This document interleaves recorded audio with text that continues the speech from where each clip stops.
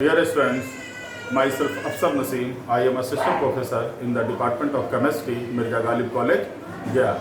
I am going to engage the classes of BSc Part 3rd Honours of Physical Chemistry, and the topic is Chemical Kinetics.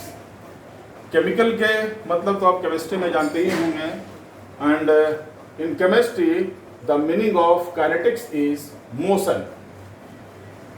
It means chemical in motion. और कोई chemical या कोई भी चीज अगर motion में होती है तो क्या होता है, उसकी स्पीड होती है, वेलोसिटी होती है, उसका रेट होता है। और we can define the chemical kinetics as the chemical kinetics is a branch of chemistry in which we study rate, velocity and speed of a chemical reaction on the basis of their speed, rate and velocity. There are three types of reaction, and the first one is very fast reaction,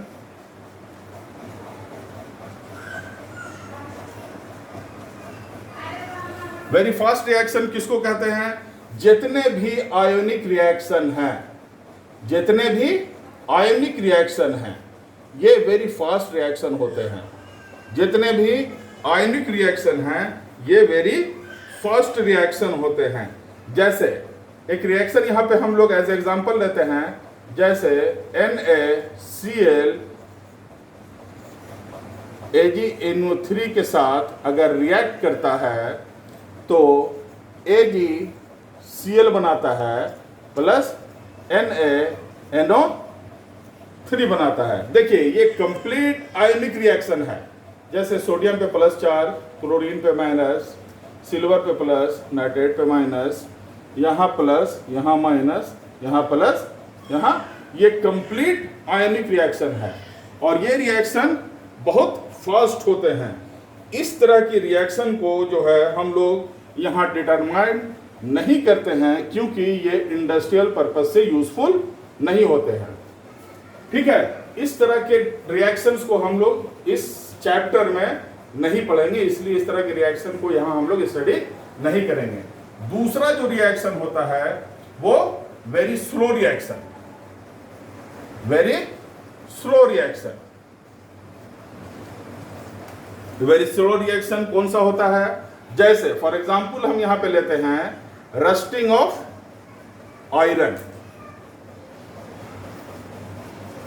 rusting of iron, ये बहुत slow, ये reaction सालों में होता है।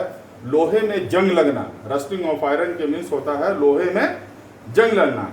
ये भी हमारे लिए यहाँ पे इस तरह की रिएक्शन को हम इस चैप्टर में नहीं पढ़ते हैं यहाँ पे। और तीसरा और लास्ट रिएक्शन होता है जो वो मॉडरेट रिएक्शन होता है, मॉडरेट रिएक्शन। और इसको हम लोग इस तरह से भी कहते हैं कि रिएक्शन विथ मेजरेबल स्पीड। इस मॉडरेट रिएक्शन को हम लोग यहाँ पढ़ते हैं, इस मॉडरेट रिएक्शन को हम लोग यहाँ पढ़ते हैं। इसको हम लोग जितने भी मॉलिक्यूलर रिएक्शन हैं, जितने भी मॉलिक्यूलर रिएक्शन हैं वो मॉडरेट रिएक्शन होते हैं। जैसे एज एग्जांपल एक मॉडरेट रिएक्शन का हम लोग यहाँ पे एग्जांपल लेते हैं कि जैसे N2 और H2 आपस में अगर रिएक्ट करेगा तो NH3 बनाएगा, अमोनिया यहाँ पे बना देता है। अब यहाँ पे इसको हम लोग थोड़ा सा बैलेंस कर देते हैं। यहाँ पे 3 देख लीजिए और यहाँ पे 2 दे दीजिए तो 2 नाइट्रोजन 6 हाइड्रोजन, 2 नाइट्रोजन 6 हाइड्रोजन हो गया। इस तरह के रिएक्शन क्या होता है? इट विल, या फिर यहाँ पे इसको हम लोग लिखते हैं ये इट विल टेक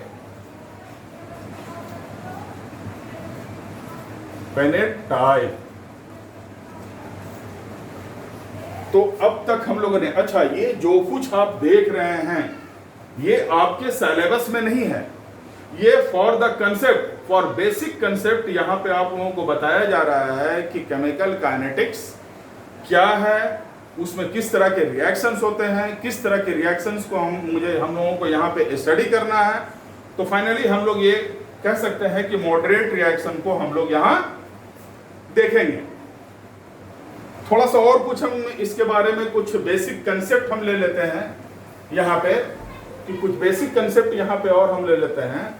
जैसे कि आप लोग जानते हैं रेट ऑफ रिएक्शन,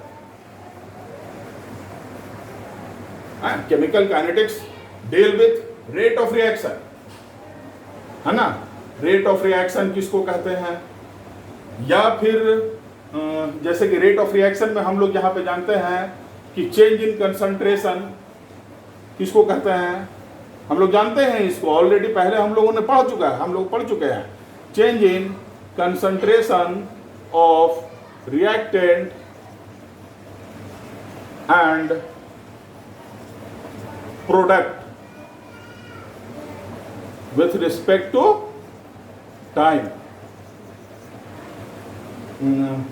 जैसे फैक्टर है, और भी जैसे कि factor, effective rate of reaction, बहुत सी चीजें हैं यहाँ पे जो बेसिक कंसेप्ट है इस चैप्टर में। हम लोग केमिकल काइनेटिक्स 12th से पढ़ रहे हैं। 12th में केमिकल काइनेटिक्स है, पार्ट 1 में केमिकल काइनेटिक्स है, पार्ट 2 में केमिकल काइनेटिक्स है, और हम यहाँ पे क्लास में पार्ट 3 ऑनर्स का क्लास है ये।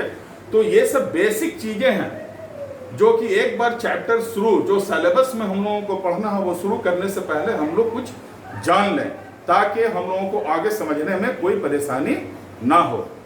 कुछ चीजें हैं यहाँ पे, जैसे रेट ऑफ रिएक्शन आप लोगों को समझ में आ गया होगा कि change in concentration of reactant and product with respect to time. कुछ फैक्टर्स हैं, जैसे फैक्टर इफेक्टिंग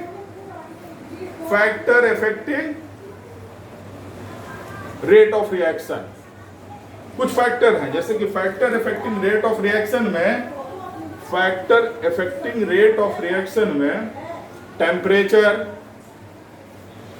टेम्परेचर आता है, ऑर्डर आता है, ये सारे फैक्टर से रिएक्शन के रेट में फर्क पड़ता है। और यहाँ पे शो किया है, इट मींस के rate of reaction.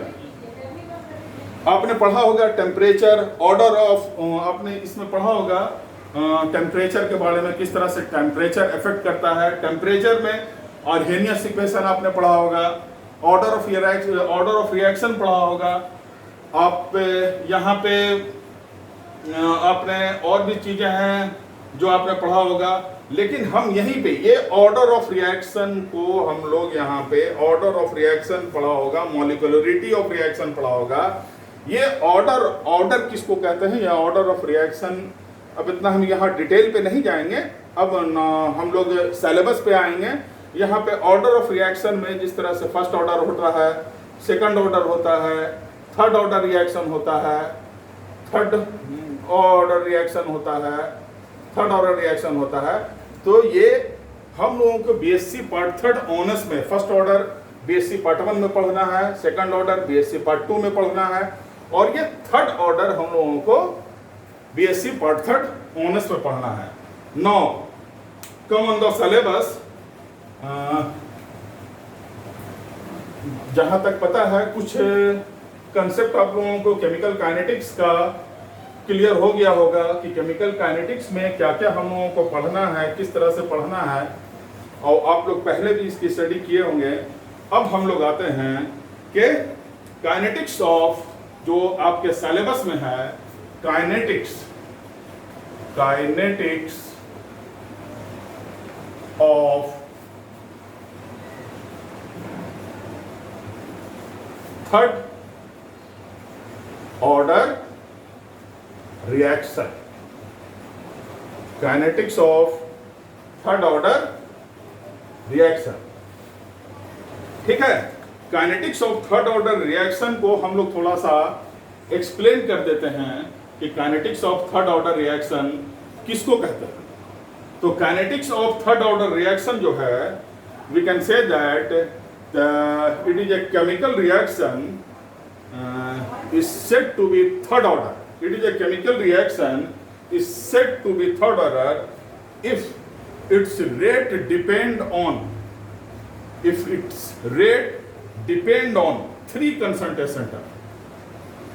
Its rates depends on three concentration term.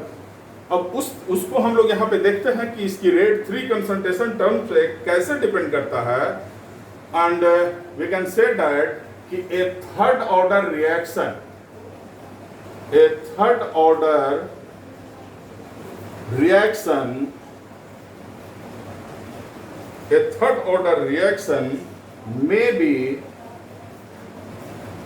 may be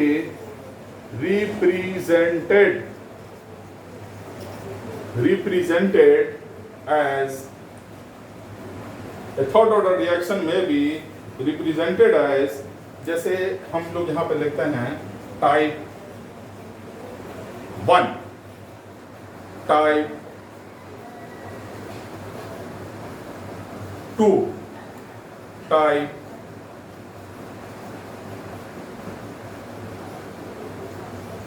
3।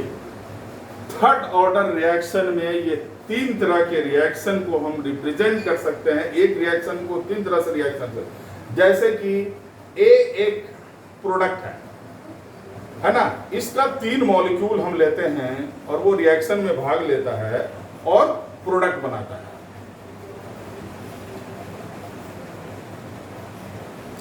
आप जानते हैं कि ये 3 मॉलिक्यूल अगर ए का हम लिया है, अगर 3 मॉलिक्यूल ए का लिया है, इट मीन्स कि ये थर्ड ऑर्डर रिएक्शन होगा।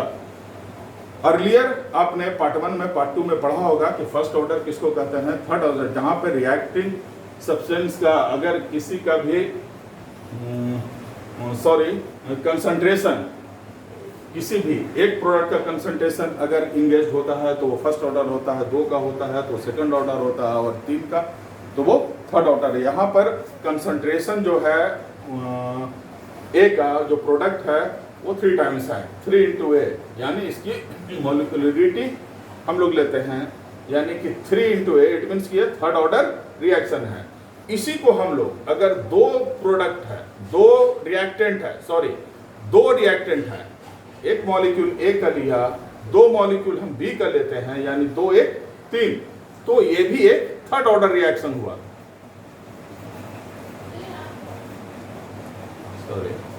Third order. और हम यहाँ पे 3 रिएक्टेंट लेते हैं, जैसे ए बी सी, ये तीनों अलग अलग रिएक्टेंट हैं, तो और तो ये भी यहाँ पे ये तीनों मिल करके प्रोडक्ट दे रहे हैं, इट मीन कि ये भी थर्ड ऑर्डर रिएक्शन है।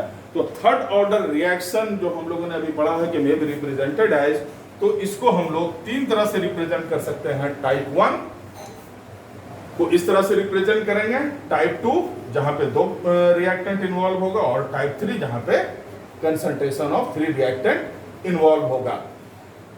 नाउ फर्दर जब काइनेटिक्स हम थर्ड ऑर्डर रिएक्शन शुरू किए हैं, तो स्टूडेंट्स आज हम लोग यहीं पे स्टॉप करते हैं।